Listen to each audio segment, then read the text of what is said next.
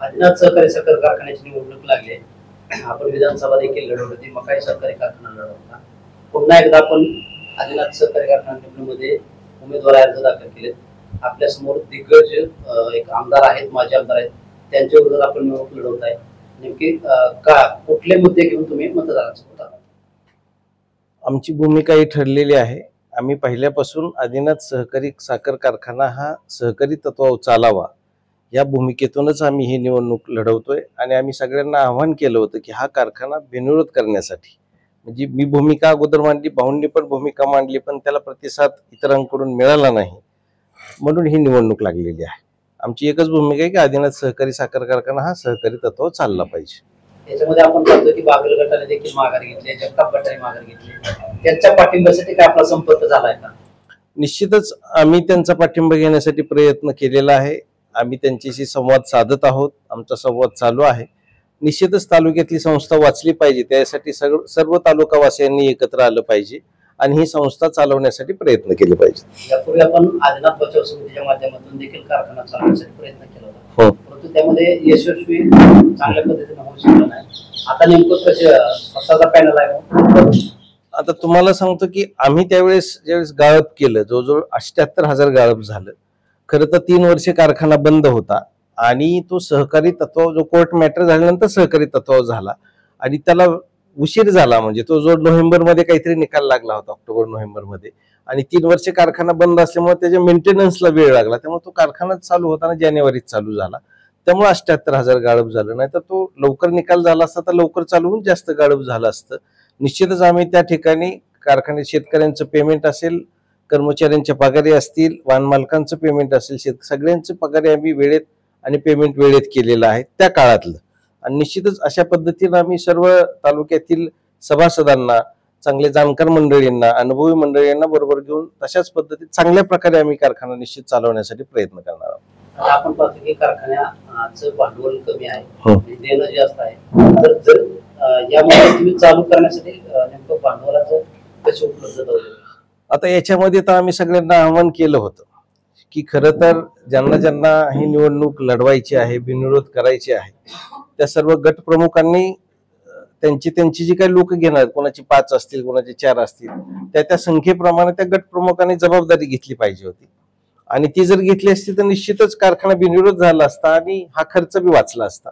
आणि यामध्ये कारखाना चालू करायला जास्तीत जास्त 15 कोटी रुपये लागणार आहेत. आणि साखर पडेपर्यंत काही शेतकऱ्यांची बिलं देणं, सुरुवातीला लोकांचा विश्वास तर संपादन करावं लागेल, काटा पेमेंट ज्याला म्हणतो, तशा पद्धतीने काही 10-12 दिवस करण्यासाठीची काही रक्कम, अशी म्हणून 25 कोटीची रक्कम झाली की तो कारखाना चालू व्हायला काही अडचण नाही.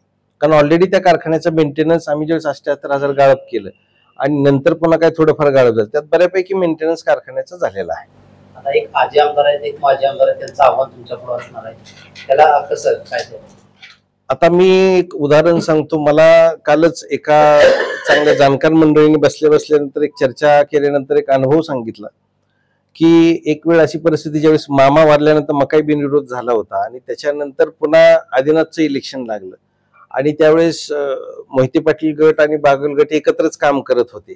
आणि त्यावेळेस अचानकपणे असं ठरलं की बागल गटाने ते एकत्र येणार नाहीत, मोहिते पाटलांनी वेगळी भूमिका घेतली. मग बागल गट त्यावेळेस अर्ज भरले गेले होते. मग अचानक बागल गटाला मला वाटतं काही काही ठिकाणी एकाच घरातले 2-2 उमेदवार सुद्धा देण्याची वेळ आली होती, म्हणजे उमेदवार शोधण्याची वेळ आली. त्या परिस्थितीत सुद्धा त्यांनी ती निवडणूक लढवली. मला वाटतं दशरथ अण्णा असतील, सुभाष अण्णा सावंत असतील, या दोघांनी स्टेज गाजवलं, बाकी कुणी मंडळी स्टेजवर नसायची.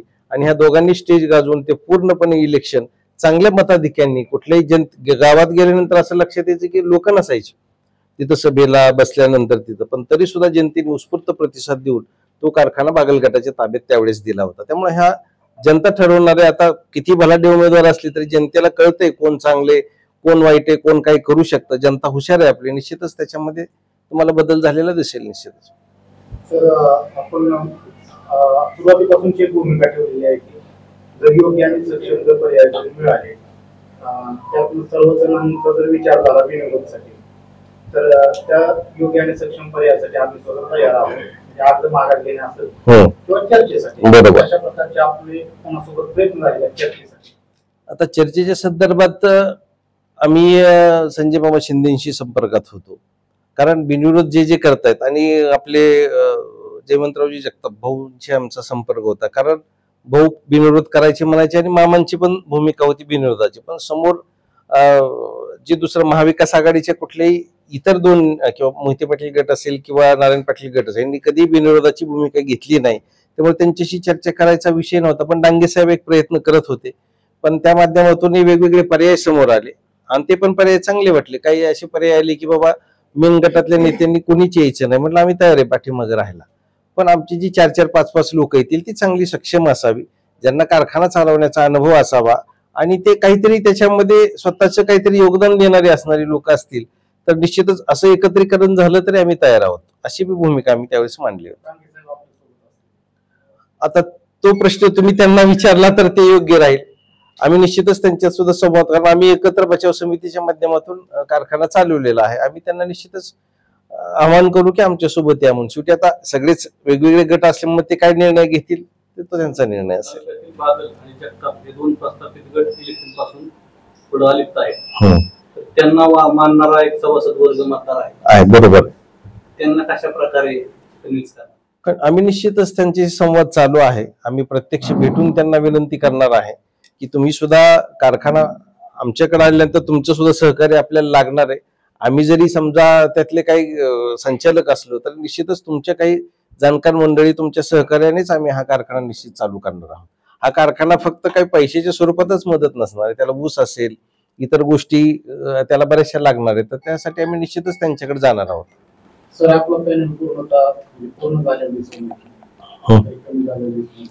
आम्हांचे 2 ठिकाणी 21 सदस्य असताना आपली कुठेतरी आम्हांचे 2 ठिकाणी अर्जाने 19 त्याच्यामध्ये आमचा पॅनल पूर्णपणे होता. म्हणजे तुम्हाला सांगतो आमच्यातल्या एका उमेदवारानं आम्हाला ज्यावेळेस शंका आली होती थोडीफार, त्याला मी आदल्या दिवशी विचारलं होतं की तू काय करणार. त्याने आम्हाला अश्युरन्स दिलं की बाबा काय अडचण नाही. त्याने अचानक पाठीमागे घेतल्यामुळे आणि आम्ही कोणाचा एकही उमेदवार आयात केलेला नाही. जे आम्ही सुरुवातीपासून ज्यांचे अर्ज भरले तेच आमचे उमेदवार आहेत, नाहीतर कुठून तरी उमेदवार आणायचा त्याला तात्पुरता उमेदवारी देऊन हे करा अशी एकही गोष्ट आम्ही केली नाही. अण्णांची उमेदवारी म्हणजे संस्था प्रतिनिधीमध्ये, त्याच्यामध्ये उमेदवार बऱ्याच ठिकाणी मिळत नाहीत नवीन लोकांना तरी, पण तिथं अण्णांसारखा एक सक्षम पर्याय आम्ही त्या संस्था प्रतिनिधीमधून दिलेला आहे. आणि ओबीसी मध्ये सुद्धा आपण म्हटलं की शेवटच्या क्षणापर्यंत आम्ही आमच्याकडे जे 1-2 येणार होते, म्हणजे एक आपला दळवी म्हणून उमेदवार होता, त्यांनी अर्ज भरल्यानंतरच आमच्या संपर्कात आला. ते म्हणले आम्ही निश्चित तुमच्या बरोबर आहोत. आम्ही फॉर्म ठेवला, त्याचा मंजूर झाला, सगळं झालं, परंतु अंतिम क्षणी तो म्हणणं मला सभासदाच्या ह्याच्यातून उभा राहायचं. ते अशक्य गोष्ट होती, कारण आमचे खालचे उमेदवार सगळे फायनल झाले होते, त्यामुळे तिथे एक डबल उमेदवार झाला. बाकी बऱ्यापैकी नवीन उमेदवाराला एवढं सोपं नाही अशा पद्धतीनं पॅनल तयार करणं. तो आम्ही निश्चित, आणि चांगले पर्याय आहेत आमच्यात उमेदवार जे आहेत. काही युवक वर्ग आहेत, काही वाहन मालक आहेत, काही कर्मचाऱ्यांमधले प्रतिनिधी आम्ही घेतलेले आहेत, काही शेतकऱ्यांमधून प्रतिनिधी आहेत, काही जुनी जाणकार मंडळी आहेत, माजी संचालक आहेत की ज्यांचा अनुभव चांगला आहे, त्यांची इमेज चांगली आहेत, काही माजी सरपंच आहेत की ज्यांनी 15-15, 10-10 वर्ष त्यांनी त्यांच्या ग्रामपंचायतीमध्ये काम केलेले आहेत, काही उद्योजक आहेत. अशा पद्धतीने आम्ही सर्व पूर्ण असं आम्ही सगळ्या वर्गाला न्याय द्यायचा प्रयत्न केलेला आहे. उद्या सकाळी आमचा प्रचाराचा नारळ आम्ही 8 वाजता फोडणार आहोत. आम्ही सर्वांना आवाहन करेल तालुक्यातील सभासदांना की त्यांनी त्या कार्यक्रमाला यावं. आम्ही संगोबाच्या तिथं आदिनाथ मंदिरात तिथं आम्ही करणार आहोत.